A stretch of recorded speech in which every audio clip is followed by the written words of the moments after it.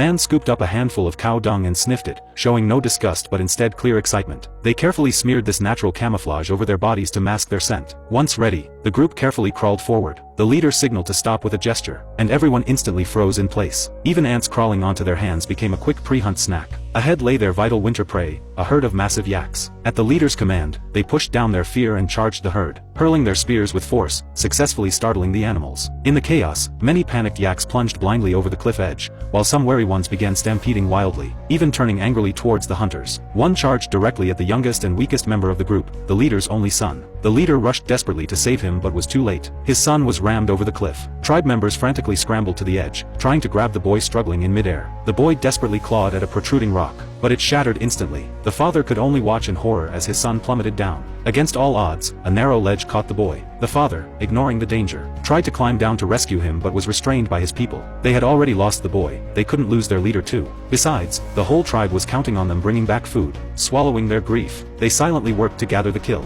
The bounty below the cliff was enough to sustain them through the harsh winter. While the others ate ravenously, the father spent the whole day shouting hopelessly into the chasm. The howling wind his only reply. Perhaps his son would never wake again. The next day, consumed by immense sorrow, the father held a funeral for his son, and the tribe urged him they must leave soon. Yet, unexpectedly, this tragedy became a turning point in history, quietly pushing them toward a more advanced civilization. Shortly after they left, a vulture flew down to the unconscious boy, its sharp beak pecking at his lips. The sudden, sharp pain jolted the boy awake, revealing his perilous situation. He screamed for his father, but no answer came. Dragging his injured leg, he began a painful self-rescue. Attempts to climb up were futile against the smooth, cold rock offering no grip. He could only cling to a narrow crack, dangling hundreds of feet high. Then the weather turned abruptly, unleashing a torrential downpour. Water rapidly rose in the canyon below. The boy's strength was nearly gone. Seeing the water level surge, he made a final desperate gamble. When he woke from unconsciousness again, he found himself out of immediate danger, but his leg throbbed with agonizing pain, clearly broken. His cries for help still went unanswered. He could only drag his swollen, injured leg painfully towards a nearby water hole.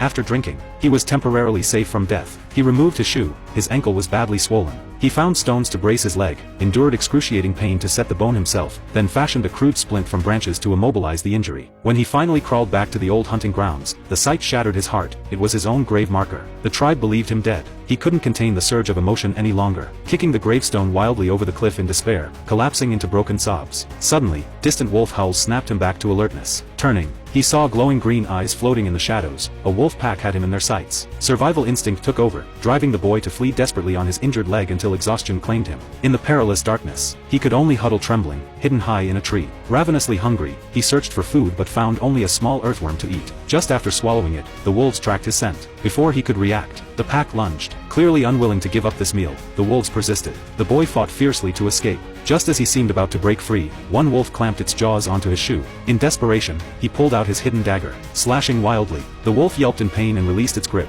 allowing the boy to scramble back up the tree just in time. The pack faced him down below all night. Finally, utterly exhausted, the boy fell into a deep sleep. The next morning, the main wolf pack had retreated, leaving only one injured lone wolf behind. The boy firmly lashed his dagger to a sturdy stick and cautiously approached.